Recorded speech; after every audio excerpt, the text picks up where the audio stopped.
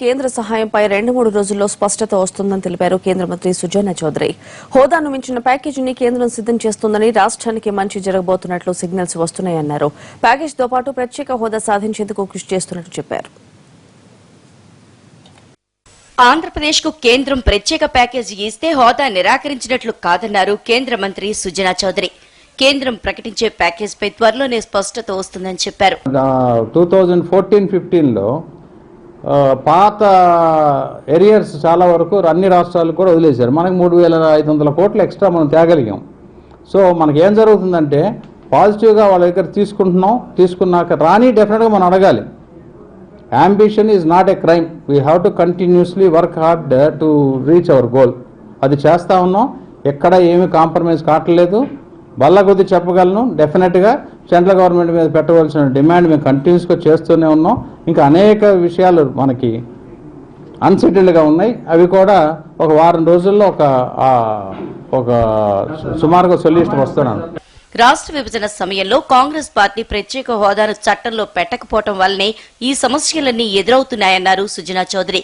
ముఖ్యమంత్రి చంద్రబాబు ప్రత్యేక హోదా కోసం రాజీ లేని పోరాటం చేస్తున్నారని, ఇతర రాష్ట్రాల మాదిరిగా ఏపీ అభివృద్ధి చెందే వరకు కేంద్రం ఆదుకోవాలని కోరారు. నాబార్డ్ని ద్వారా ఒక ఫండ్ క్రియేట్ చేశారు. మన బడ్జెట్లో చెప్పడం జరిగింది. అది సెటిల్ అయిపోయింది. దాంట్లో ఏంటంటే ఆ రూల్ ప్రకారం 70-30% నేషనల్ ప్రాజెక్ట్స్ కానీ ఆ ప్రాజెక్ట్స్కి ఇవ్వాలి అనే తేల్చారు. కానీ మనకి నేషనల్ ప్రాజెక్ట్ రూల్ ప్రకారం 11th ప్లానింగ్ ప్రకారం 90-10 ఇవ్వాలి. మన విషయంలో ఏంటంటే వాళ్ళు ఎగ్జామిన్ చేస్తున్నారు. మనకి మాత్రం ఆ 90-10కి వీలుగా వచ్చే విధంగా ఒక ఫార్ములా వర్కౌట్ చేశారు. కాబట్టి ఇప్పటివరకు పెట్టిన దాంతో అంతా క్యాల్కులేట్ చేసుకుంటే ఆ ఫార్ములా ప్రకారం మనకి 90-10 వచ్చేస్తుంది. ప్యాకేజీని ప్రకటించడంతో పాటు విభజన చట్టంలో పేర్కొన్నట్లు వెనుకబడిన జిల్లాలకు ప్రత్యేక నిధులు, రెవెన్యూ లోటు భర్తీ చేయడం, పోలవరం ప్రాజెక్టు నిర్మాణం, అమరావతి నిర్మాణానికి నిధులు కేటాయించే అవకాశాలు ఉన్నాయని తెలిపారు. విశాఖకు రైల్వే జోన్ పై చర్చలు జరుగుతున్నాయన్నారు. నేషనల్ ప్రాజెక్ట్ అన్నారు. ఎవరు ఖర్చు చేయాలని అలా నేషనల్ ప్రాజెక్ట్ డెఫినేషన్ ఏంటంటే ఇట్లా లేదు. 11th ప్లాన్లో ఉన్న డెఫినేషన్ కనుక ఇప్పుడు అప్లై చేస్తే 90-10. పోలవరకు మాత్రం స్పెషల్గా 90-10కి వచ్చే విధంగా వాళ్ళు చేయడానికి సపోర్ట్ చేయడానికి సిద్ధపడ్డారు. కన్స్ట్రక్టెడ్ అన్నారు.